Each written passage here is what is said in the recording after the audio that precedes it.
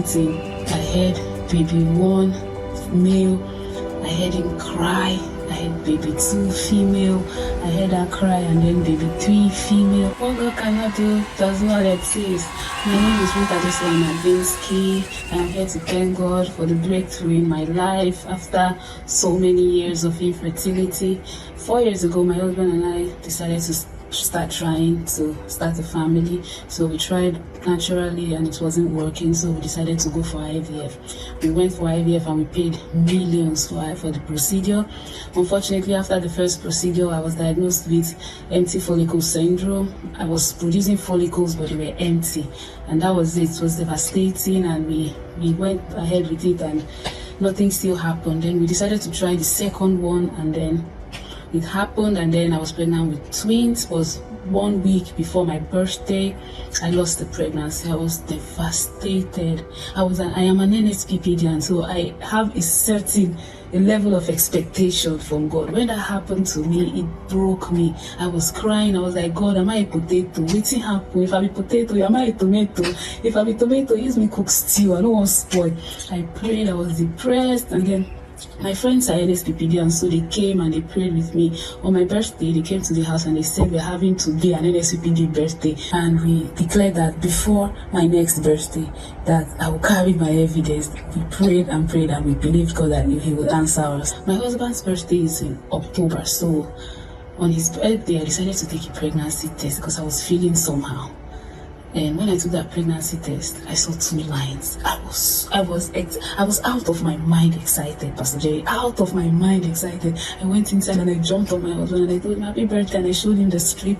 We were all just happy and praising God, because every morning when I join NSPPD, I always meet in bed. So my husband is always there, and at this point he's used to it. He just prays when he can, and he just doesn't disturb me. So I kept shouting and he kept shouting, what God cannot do does not exist. On this fateful day, I went to drop a friend of mine, and then when I got to her house, there was this old guy outside, and immediately the man saw me. He just told me that I would never be able to have my own kids, that even if I try, I would die in the theater. I will not make it alive.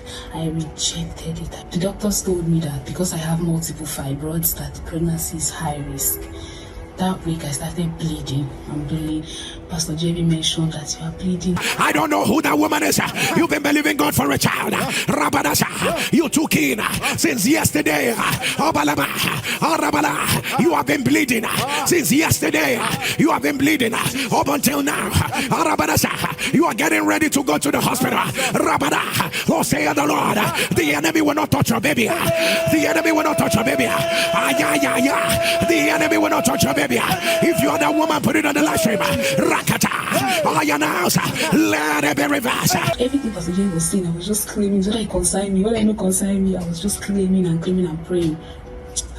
We went to the hospital, and doctor said there's nothing you can do about the bleeding, that it's either the pregnancy will stay or it will not stay. I prayed and I said it will stay. After my first trimester, the bleeding stopped, and I went to do ultrasound, and the babies were still there. They were not just there, they were thriving. Pastor Jerry, they were thriving. In May 7, I was scheduled for the operation. I went in. I had baby 1 male. I had him cry. I had baby 2 female. I had her cry, and then baby 3 female.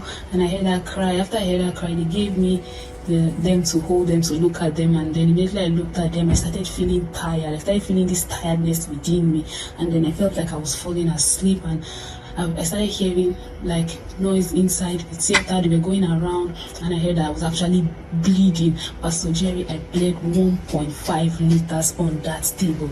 I didn't know where I was. I wasn't seeing anymore, but I was hearing voices. And then I just stretched my hand. I didn't know what was going on, and I just kept praying, oh earth, reject my body. Oh earth, reject my body. I will not bury, and I will not be buried. I will raise my children. I will not bury. So after that, I woke up in the ICU. And when I woke up, Pastor Jerry, my babies were there. They were there waiting for me. Pastor Jerry, my babies were doing so well that they never spent a day in the incubator. Not one day did they stay in the incubator. Their lungs had fully developed. They were breathing fine. Pastor Jerry, they were born at 2.3 kg each. For triplets, that is a very good weight. And for my size, the doctors were not expecting that kind of baby because I didn't look like I was carrying that much inside me. I just want to bless God. I just want to bless God because even me, I don't know how it happened. How will you shout? Pastor Jerry, I can't shout. If I shout, everybody will run to come for hospital. I couldn't. I was out of I was beyond it. Pastor Jerry, thank you so much. Thank you so much. Thank you for your labor of love. Thank you for giving up yourself for God. And most importantly, I want to thank God because now if you're on now, without Him, all these things is not possible. Without Him, nothing is possible. But with Him, everything is possible. Thank you, Pastor Jerry. God bless you. We love you.